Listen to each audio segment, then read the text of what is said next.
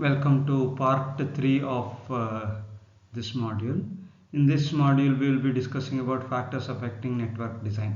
Till now, we have discussed various distribution strategies, factors affecting the distribution or the role of distribution in network design. These points we have already discussed in our earlier slides. And in this part, we will be discussing about factors affecting the network design. This has been prepared by referring various sources from the internet, textbooks and other notes, and I owe a thanks to all of them, and this is exclusively used for the purpose of education. What are the roles of network design in the supply chain? Supply chain network design decisions include the assignment of facility role, location of manufacturing, storage, transportation related facilities, and the allocation of the capacity and market to each facility. So these are all the various aspects of network in a supply chain. See, when I design a network, I should include the facility, the various roles that the facility should play, location of that particular facility, transportation related facilities or standard activities, the allocation of the capacity for each facility, that is nothing but the rate of production, and then the markets to each facility. See, if I set up a particular say automobile industry or a laptop manufacturing industry or an electronics industry, what I need to understand is that first of all I should fix up what should be the production capacity of the particular industry or the facility. Facility is nothing but an industry. See, for manufacturing it becomes an industry. If it is a service oriented facility where the activity is done, for example hotels, what is the major work of hotel? Providing food. That becomes the facility. That's a service organization. Education institution is a service organization. The school building or the college building becomes the facility. Similarly, hospital becomes the facility for a health sector, like that. Okay, facility is nothing but where either the service or the manufacturing is being provided. For a manufacturing sector, where the manufacturing takes place, that is nothing but the factory. Factory is the facility. Okay, so when I set up either a hospital that is related to service or a manufacturing facility, what I have to think is that what should be the capacity of that particular facility. For example, if it is a hospital, how many beds should be provided? Normally you would have heard whenever a hospital is spoken of, 500 bed hospital, 100 bed hospital, they talk it in terms of the beds that that particular facility provides, right? Similarly, if an education institution is being spoken of, what is the intake? We talk of the intake, what is the maximum admission that can take place in that particular institution. So that is how the capacity of that facility is decided. Similarly, if it is a manufacturing sector, then what is the actual production capacity of that manufacturing sector? How many units can be produced? If it is a TV manufacturing unit, how many TVs per month? Normally it is expressed as per month. It can be even per day, per week, per annum, everything, but normally it is expressed as per month. How many cars per month? How many laptops per month, like that. Okay, so these are all the information that that are required when I am designing a network. So first one is the facility role. What role should each facility play? What processes are performed at each facility? These are the two questions when I want to set up a facility. What is the purpose of setting up that particular facility? Is it required if it is a service sector? Is it if it is a hospital? Are you taking care of the health of the people, or is it being set up exclusively for a particular purpose? See, for example, COVID care centers, they are all temporary, they are not permanent. So they are being set up exclusively for a particular purpose, and they will be dismantled after this situation comes to control, right? So that is what the I have to decide what role should each facility play. Should it be continued as a hospital later, or is it a full-fledged hospital? Or if it is a hospital, will it take care of only general medicine or an OPD, or will it take care of even the operations? If the operations are included, what sort of operations? Is it a maternity home? You would have seen, maternity home. Only maternity cases are taken care there. Not every cases, not the cardiology, orthopedics. They are not taken care over there. Only maternity cases are taken care. That is what should be decided over here. What processes are performed at each facility? So how are you going to achieve that particular role, right? So if it is in a manufacturing organization, if you are manufacturing a car, how are you going to create the facility, and what processes are necessary to manufacture or assemble a complete car?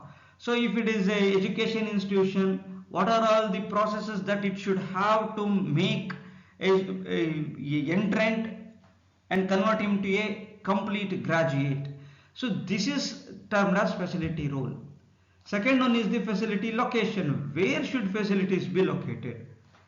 This is the second important question that while designing a network in the supply chain I have to answer. Should it be near the market, or should it be near the raw material? These are the two important points that any network design should answer.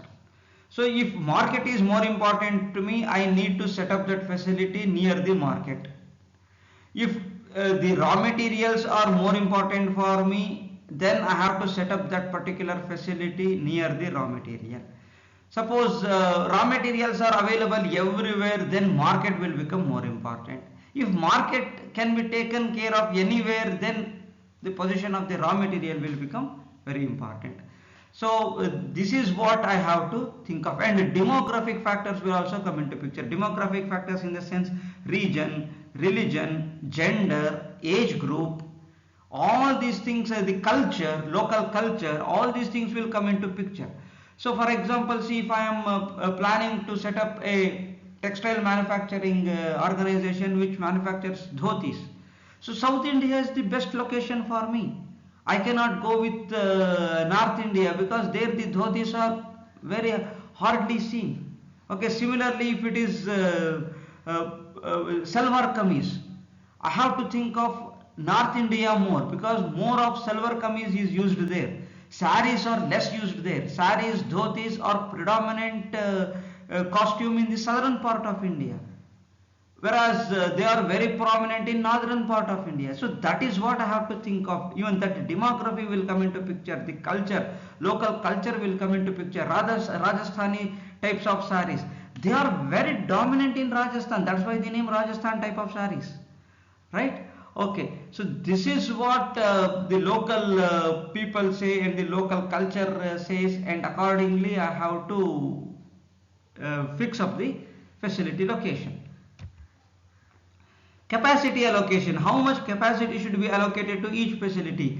Okay, fine. Now we have decided the what facility, what role a facility should play, what is the where it should be located, that is the location. Now I have to decide how much capacity should be extracted from that. Should I make it 100%? If for example, if my intention is to produce 1,000 cars per month, should I make one single facility with 1,000 cars per month, or should I make 3 different facilities and distribute this 1,000 cars per month into these three facility locations or facility locations? This is what I have to decide. Capacity allocation. If I have only one, I have no other choice. If I have more than one, then I have to see how much should be allocated for this facility and how much should be allocated for the second facility. Market and supply allocation. What market should each facility serve? Which supply sources should feed each facility? This is very, very important. Now you have set up the facility in a particular location which is suitable for maybe for the raw material or for the market, whatever it is. But now ultimately whatever we produce, it should go to market, right? So now when I am allocating the market, what market should each facility serve? For example, Hyundai has two units in India. One unit just to meet the requirements of the Indian market. So cars that are produced from that particular unit in Chennai, that will take care of only the Indian market. Second unit, which was shifted from China to India, that takes care of only export. It's totally export oriented unit. And many of the factories or the industries that are set up in the economic zone, EPIP, normally we call it as EPIP or economic zones, okay, where that particular industry is set up, it is exclusively export oriented setups. So they are such industries are set up exclusively to take care of the or promote the export. Whenever we increase the export, the economy of that country will obviously grow. They are all export oriented industries, export oriented products, and a lot many facilities will be given by the government whenever you are making an export oriented product. Okay, so this is what it happens. So whenever a facility is set up, I have to allocate how much capacity it should have, based on what? Based on the market demand in that particular region where the facility has been set up. Which supply sources should feed each facility, from where it should get the raw material. If you have had the facility near the raw material, that's good. Suppose if the raw material, see for example cotton is if you want to set up a cotton garment industry, then Tamil Nadu is the best location. If you want to go with the synthetic material type textiles, then Gujarat is the best location. Gujarat or Bombay, both are they are the best location. So this is what you need to decide. If you are manufacturing something related to iron metal, then Bihar, Jharkhand, Orissa, they are the best locations. So this is what is necessary. So which supply source should feed each facility? So now that's what see in the allocation of oxygen, that's what they are doing. They are trying to Ballari's border region of Karnataka and Andhra Pradesh.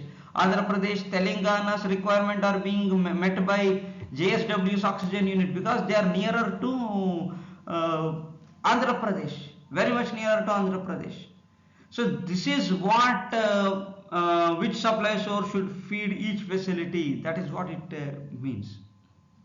Okay, so where it should go, from which source I have to feed this facility, all those things have to be decided. Network design decisions must be revisited as market conditions change and two companies merge. This is very, very important. Market is not rigid, market is flexible, it is dynamic, it is not static. Since market is dynamic, my decision should also be agile or flexible. If my decisions are rigid, irrespective of the market conditions, then we cannot sustain in the market for a long time. We will be thrown out of the market within no time. So that is what we need to decide, right? So whenever we designing the network, we need to be very careful about that. And not only that, the second point what I would like to highlight here is that when two companies merge, the market conditions will become different. When Kennametal and Vidya merged with each other, the market conditions were entirely different. People who did not have faith in Vidya, they started moving towards this company just because Kennametal, a German company, German giant, got into collaboration with Vidya with respect to with respect to cutting tools, right? So similarly, Vodafone and Idea, they merged with each other. The market conditions will will change, right? So this is what you have to think whenever two companies merge. What are the factors that influence network design decisions? There are innumerable number of factors like strategic factors, technological factors, macroeconomic factors, political factors, infrastructure factors, competitive factors, socio-economic factors, customer response time and local presence, logistics and facility costs. Let us discuss one by one. First one is the strategic factors. Whenever you think of strategy, one thing that should come to your mind is that it's a long term decision. Strategic decisions are long term decisions. They have an impact over a long period of time. Okay, so they are not short term decisions. Strategic decisions mean they are long term. Long term should always be associated with strategic. A firm's competitive strategy has a significant impact on the network design decisions within the supply chain. What competitive strategy you have adopted? Firms that focus on cost leadership tend to find the lowest cost location for their manufacturing facilities. In contrast, firms that focus on responsiveness tend to locate facilities closer to the market. There are two aspects now. One is with respect to cost reduction, another with respect to maximum market capture. What is your strategy? So if your strategy is to reduce the cost, okay, irrespective of the market condition, I do not know, I cannot predict the market condition, so let me try to control the cost which is under my control. Then they try to manufacture the products or provide the service at the lowest possible cost, and try to locate their manufacturing facilities where they can reduce the cost. In contrast, if a company's strategy is to capture the market as much as possible, then they are not bothered too much about the reduction of cost. It doesn't say that they will lavishly spend. No, they will try to reduce the cost, but they do not follow a very stringent policy as that of the farmer, because their strategy is to capture the market, impress the customer, give the customer what they want, keep them happy, make them happy on a continuous basis. Due to this, the focus on responsiveness, how fast the customers will respond, how fast these people are responding to customers' requirement, that takes the prime role. Second one is technological factors.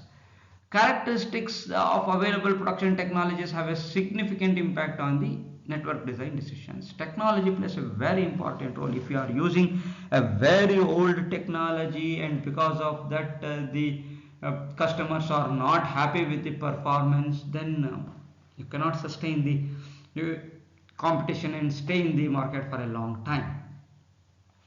The manufacture of computer chips, for which factories require a large investment and the output is relatively inexpensive to transport. When you are trying to manufacture computer chips, say like Intel, they require a very large investment. Huge investment is very huge.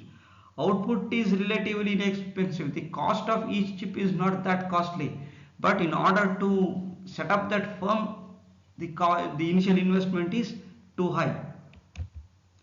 In contrast, bottling plants for Coca-Cola do not have have a high fixed cost. Coca-Cola sets up many bottling plants all over the world, each serving its local market. That's what Coca-Cola, Pepsi, they have done.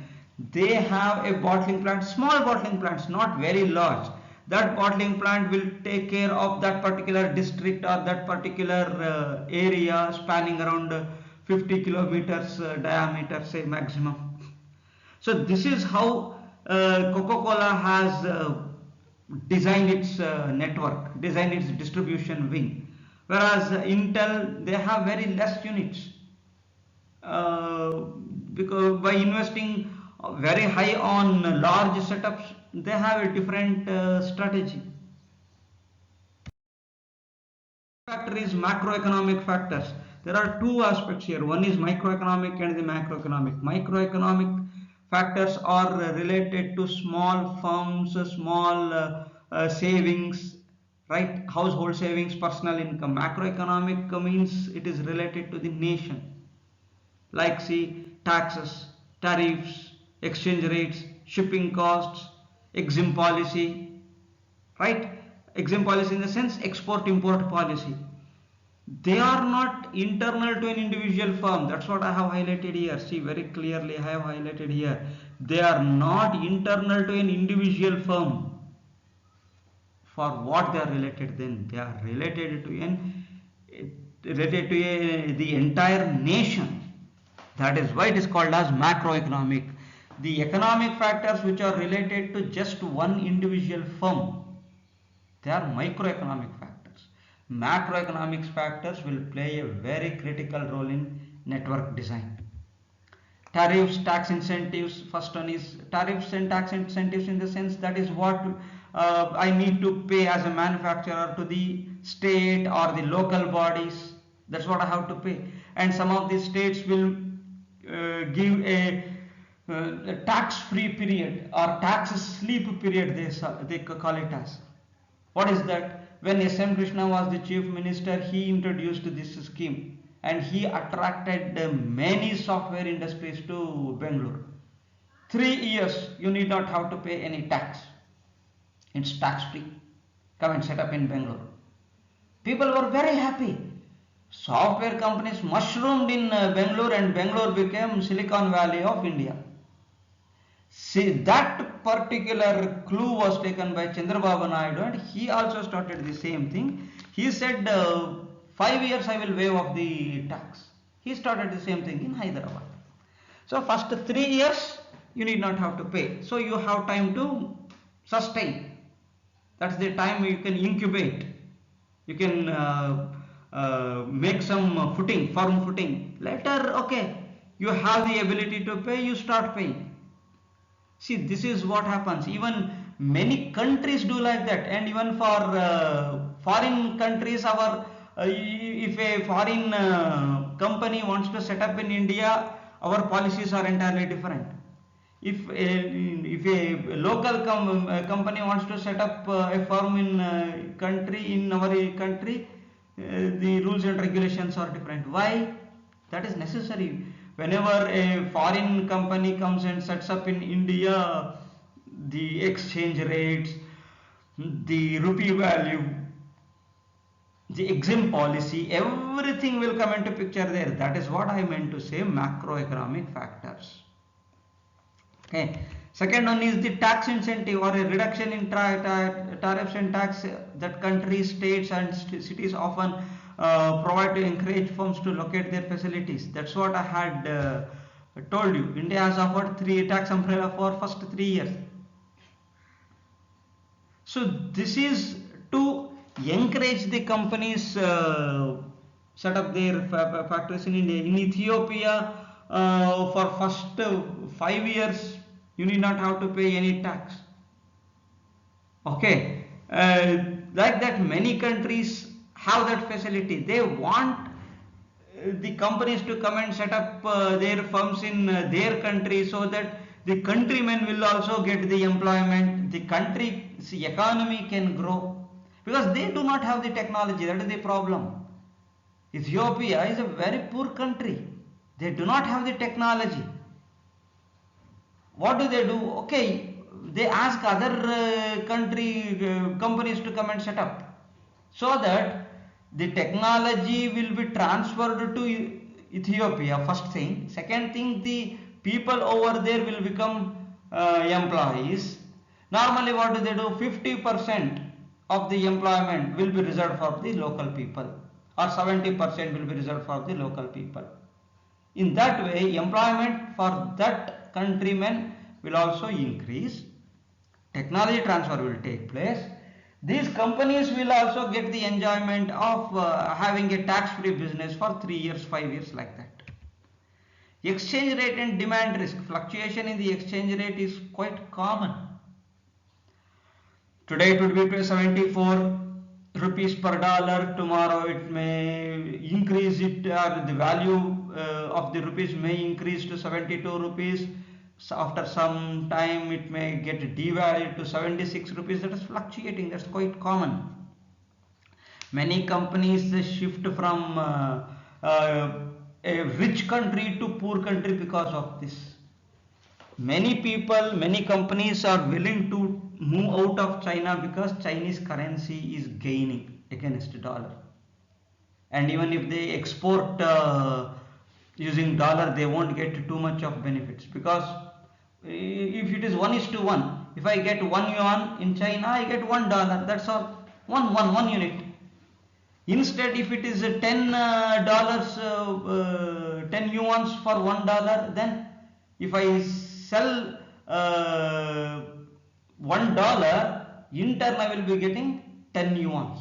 I can spend more money in China. Even though I get 1 unit, that is equal to 10 units in China. That's why a devalued currency will have better export oriented units. A high valued currency countries will not have that many export oriented units. That is the reason. Okay, exchange rate plays a very important role. Effect of dollar on rupees on important export, that's what I have explained you just now. Freight and fuel costs. Crude oil prices were as low as $19 per barrel in April 2020, not long back. When the pandemic started, no takers for petrol. No takers. It was just around $19 per barrel. Okay. Now it has gone to 68, 69. Still increasing because demand is increasing. Pandemic is still there, but still countries are not ready to announce lockdown because they have observed that corona or the China virus is going to stay there for a long time. That's why they are trying to keep it at keep the activities as maximum as possible. Okay, whether it's China, they are not stopping. Italy, America, UK, India. In India also we have not stopped. This COVID-19, even though it is there, we are trying to push it off as it is, because economy will be hit very badly. Next factor is political factors, one of the most dangerous factors while designing the network. Political stability of a country is very critical. If the country has no political stability, no company will be very keen to start their industries in that country. Why Ethiopia, Nigeria, Eritrea and many such African countries are facing the difficulties? Because of the political turmoil, political instability. Right? So even in India, whenever there is a mixture of different parties in the form of coalition government, growth won't take place. One party should rule, then growth will take place. Very few countries are there wherein even though the government is not in majority, opposition parties will combine together in the forum in time of crisis, and they move ahead as a single nation. Israel is one of the best examples. See, now because of the terrorist attack on Israel, the government, actually Netanyahu is in a minority, doesn't have the majority, but still they are together. They have shown their unity, and they are fighting entirely as a nation. So very few countries, as I said, will have such political willingness. And what is happening in India, we have seen. That should not happen. So political instability will kill any nation. And as a result, whenever I am designing a network, designing a facility, political instability will also matter a lot. One party will come to power, they will have different policies, and another party will come into picture, they will have another policy. Then where should I go? That is why political stability is very important. Companies prefer to locate facilities in politically stable countries where the rules of commerce and ownership are well defined. Even if some other party comes into picture, the companies which have already set up, they should not suffer. That is what is necessary. Global political risk index that companies can use when investing in emerging markets, India is in 24th position, South Korea is on top. Okay, so South Korea is the best place to invest. That means any company can go and set up in South Korea, but South Korean company Hyundai has set up in India, so it looks very funny. But as I said, many companies will go to different countries just because the facilities that that country gives to these companies. Okay. Next factor is infrastructure factors. What are infrastructure factors? The availability of good infrastructure is an important prerequisite to locating the facility in a given area. After World War II, America was in a very difficult situation. People did not have job, they did not have money, and there was a huge queue for graduate allowance, unemployability allowance from the government. Then the president thought, let us improve the infrastructure. Was it necessary at that point of time? No, that was absolutely unnecessary. The US president did not want to give freebies to his people. He said, let them work and earn. That will instill a self-reliance, a sense of self-reliance among people, and country will also not be burdened. That is the story of expressways in America. That is how expressways were built in America. And America, as of now, has one of the best infrastructures in the world. How? This is the story. So that is why infrastructure plays a very important role for locating a facility. They look at, does it have a port, does it have a railway facility, does it have at least road facilities. If nothing is there, who will go and set up there? Electricity, water, all these things are necessary. Large area of land must be allocated for large factories.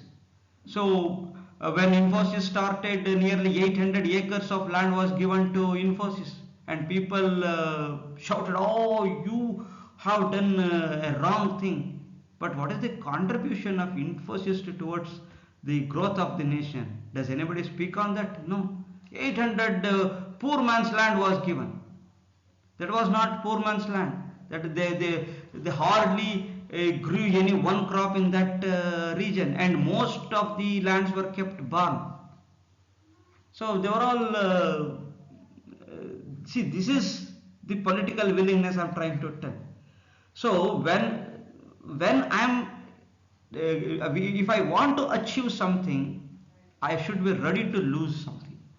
When large dams were built, when Vishweshwaraya Saram built KRS dam, people said so many people have become homeless.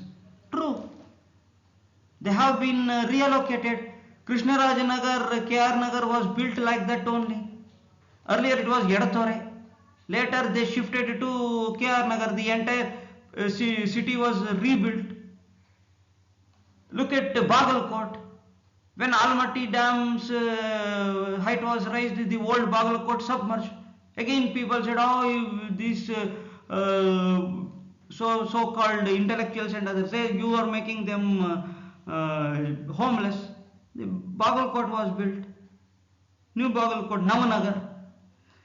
There will be a solution. That's what I'm trying to tell you is infrastructure is necessary for the development of any nation. We just can't keep on doing the age-old farming. We need to change the farming methods. We need to change the agricultural methods. We need to adopt technology everywhere. For that, again, when we grow, if we do not have a proper road, what is the use of that? If I want to construct a road, these people, the political parties will start clashing with each other. They will say that the country is still with crores of poor people. First feed them, then construct roads. And if you do not construct roads and continue to feed them, the same political parties will say, you do not have a proper road. What will these farmers do after growing? They do not have a proper road to transport this to city. That is why I said political willingness is very much necessary for any nation to grow. In order to design a proper network, political factors, infrastructure factors, macroeconomic factors, all these factors will play a very critical role. This, if I want to have a facility at a remote place where the land rate is very, very cheap, if I have transportation facility properly, I won't mind. Key infrastructure elements to be considered are, as I said, the sites, labor, availability of the skilled labor, proximity to transportation terminals like railways, airports, seaports, highways access, congestion of the traffic, and the local utilities. Whether they have the proper facilities over there, right? Or people willing to cooperate with you. Many organic farms have been developed because of the support from the local people. So if a willingness is there, anything can happen. Next factors which affect the network design is competitive factors. Competitors are a part and parcel of any network design. If we neglect the competitors, then we are on a wrong foot. They are there, they will be there. We have to stay with the competitors and have a healthy competition, not a destructive competition. We need to have a constructive competition. We need to have a win-win situation. Companies must consider competitor strategies such as size and location when designing their supply chain networks. If I am designing my network, who are my competitors? I need to benchmark. I need to study their strategies, what strategies they are adopting. One example I will tell you. When Bata wanted to set up its factory in Africa, one of the remote places of Africa, they sent few people, two different teams to study the market there, whether it is really feasible to set up a market, set up a company or not. One team came and said it's totally waste because they do not have any knowledge of footwear. They are all tribal people and they do not have knowledge of footwear at all. So there is no point in setting up of footwear factory in Africa. That was the remarks from one team. Another team came and said there is a huge scope of market availability in Africa because none of them are using footwear, and we will have a huge market, right? So this is the variation in the perception. So I need to understand whether my competitor has a better strategy, whether the customers are happy with my competitor. Based on these factors, I need to set up my company, whether in location A or location B or location C, right? Positive externalities between firms, like positive externalities occur when the allocation of multiple firms benefits all of them. Co-allocation, that is the meaning of co-allocation. That's what I said, win-win situation. So all of us will do, and we are all interdependent on each other. One tire company, one engines company, one metal related company, injection molding company, they all make a car manufacturing.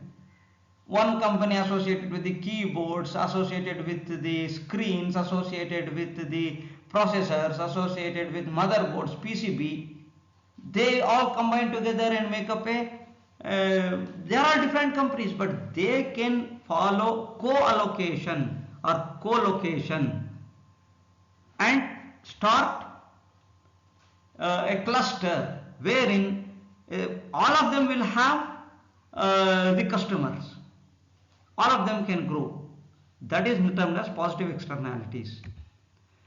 By locating together in a mall, competing retail stores make it more convenient for customers who need to drive only to one location to find everything they are looking for. All car manufacturers following Suzuki in India, that's what says. Suzuki has set a benchmark and all car manufacturers are following Suzuki nowadays, right? And you go to a super mall, many retail showrooms are of different types, of same type. There is you won't find only one cloth center there. You will have innumerable cloth centers. People can choose wherever they want to go, whether it is Peter England or Benetton or it is Van Heusen. Wherever you want to go, you have the choice. Locating to split the market where there are no positive externalities, firms locate to be able to capture the largest possible share in the market. If there is no understanding between the firms, they compete with each other, constructive, destructive, everything. Constructive won't come there, destructive will come into picture. One beverage nutrient like say Horlicks, Complan, there was a tussle between Horlicks and Complan. Later that ad was deleted. Horlicks complaining against Complan directly and Complan complaining against Horlicks. So that ad was withdrawn later. So that should not happen. That is nothing but destructive competition. They are trying to occupy the maximum market share since there is no positive externalities. When firms do not control price but compete on distance from the customer, they can maximize market share by locating close to each other and splitting the market. This is one of the studies. If you cannot really control the price, then what we will do, I will split. So you take care of North India, I will take care of South India. You take care of Karnataka, I will take care of that's what happened. Airtel was very prominent in southern part of India, but Airtel was not very prominent in northern part. Vodafone, BSNL was very prominent in northern part. So that is how they split the market. Next is socio-economic factors. The industrial policy aims to spread the industrialization to backward areas, tier 2, tier 3 cities, not just on metros and tier 1 cities. Move towards tier 2, tier 3 cities like Taluk headquarters, district headquarters, tier 2 cities in Karnataka like Mangalore, Mysore, Hubli, Dharwad, Belagavi. There are tier 2 cities. Move to tier 3 also like Karkala, Mudbidre, Nanjangoodu near Mysore, and such small cities. Set up a special economic zone there. We have a wonderful economic zone near Nanjangoodu at Kadakola, at just about 25 kilometers from Mysore. That is a special economic zone wherein Jubilant Pharma Company, Nestle, they all have set up a factory over there. Reed and Taylor, they have set up a factory over there. It's a special economic zone. Very small village. Kadakola is a very small village, but now it has grown up like anything because it's a very huge area wherein more than 900 companies are working there. So J&K policy, they have a special Jammu and Kashmir policy. The central government has announced a special Jammu and Kashmir policy, and people can go and open their firm now at Jammu and Kashmir. Special policy for northeastern states. So the policies of northeastern states is entirely different. If you open up your firms at northeastern states like Assam, Arunachal Pradesh, Sikkim, Meghalaya, Mizoram, Tripura, Nagaland, you will have a lot many benefits and facilities. If you want to open up in Bangalore, no, you won't get those many facilities. So choice is yours. Like that, even socio-economic factors will also play a role in location. Is customer response time and local presence. Customers are unlikely to come to a convenience store if they have to travel a long distance to get there. No, normally they do not. If I want to travel 50 kilometers for whatever I want, again there is a split. Some of them prefer to go there. I want that particular model of laptop only. Let me go to travel even 50 kilometers. That doesn't matter. But some of them say, okay, it's all right.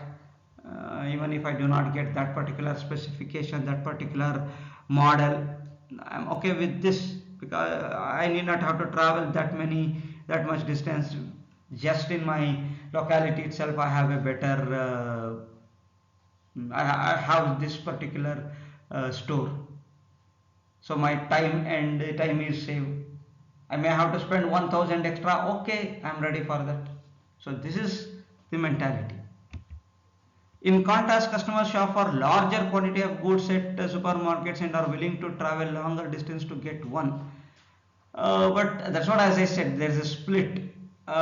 Few customers are there who go to super bazaars only.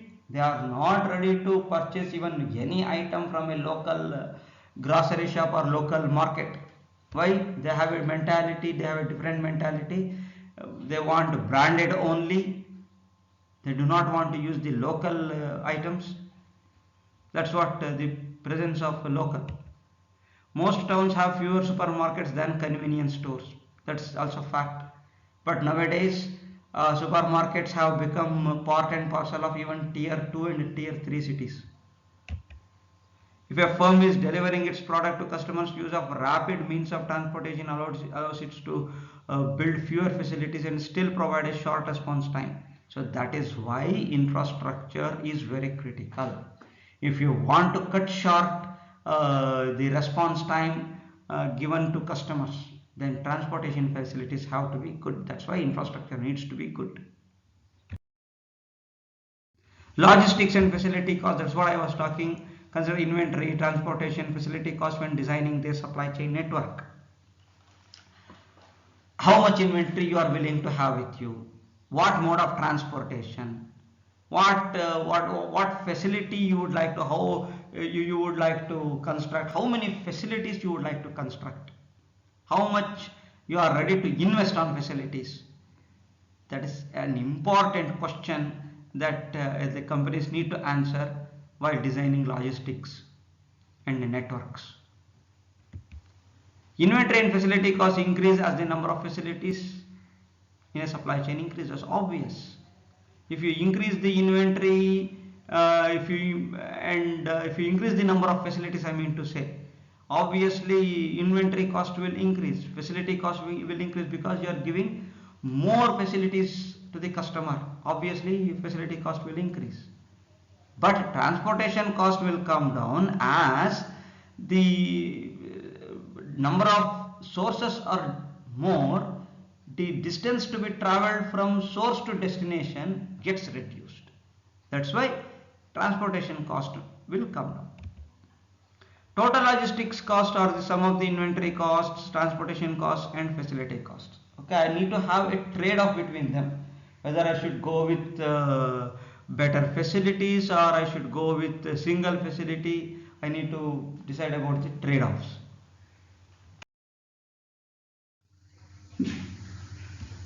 Thank you all.